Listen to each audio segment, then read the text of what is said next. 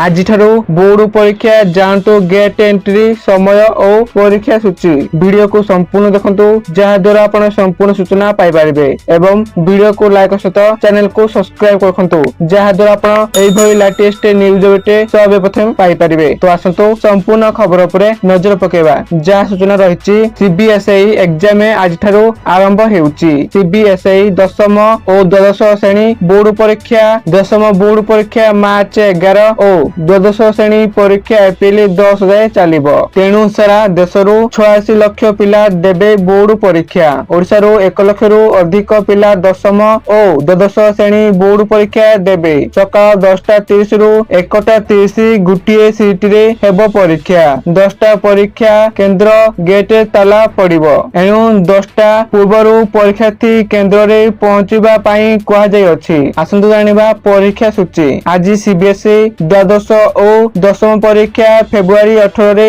CHSE plus 2 परीक्षा February 19 रे दशम बोर्ड परीक्षा होईछि। चलित वर्ष राज्यर प्राय 11 लाख छात्रछात्री परीक्षा देबे। परीक्षार्थी को शृंखलित और त्रुटि शून्य करबा कर्तृपक्षक पई बड़ आह्वान पालटिछि। तेबे सुरक्षा को दृष्टि रखी स्कूल अध्यक्ष मानकु मार्गदर्शिका जारी करछि सीबीएसई। सीबीएसई परीक्षा मार्गदर्शिका प्रथम बोर्ड परीक्षा देबा बाध्यतामूलक। परीक्षा सकाळ 10:30 रे आरंभ हेबो। 10टा सुधा परीक्षा केंद्र रे पहुंचबाकू छात्रछात्री को निर्देश।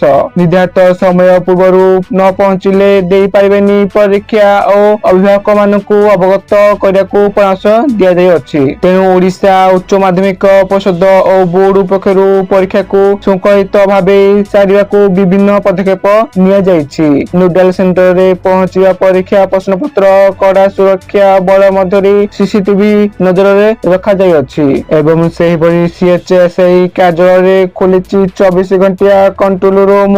तेबे प्लस 2 परीक्षा खातार स्कैनिंग पई जो कंपनी को दायित्व दियाछि से नै प्रश्न उठैछि। बीजेडी बारंबार परीक्षा रे केलेंकारी हेउथारु एथर त्रुटि शून्य करबा सरकार को पई बड़ आह्वान रहिछि। तो यह थिला सूचना। आप माने वीडियो को संपूर्ण देखिरु आप मान को धन्यवाद।